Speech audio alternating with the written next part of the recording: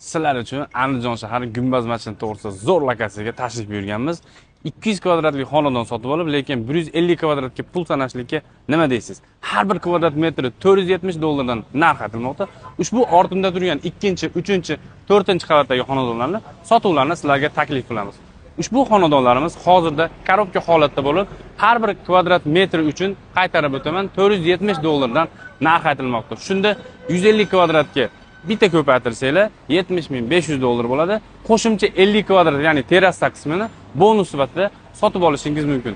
Ushbu xonadonimizni terrasa qismida shunday chiqqanida shaharni yaqqol ko'rish imkoniyatiga egasiz va go'zal bo'lib turgan Gumbaz masjidini ko'rishingiz mumkin.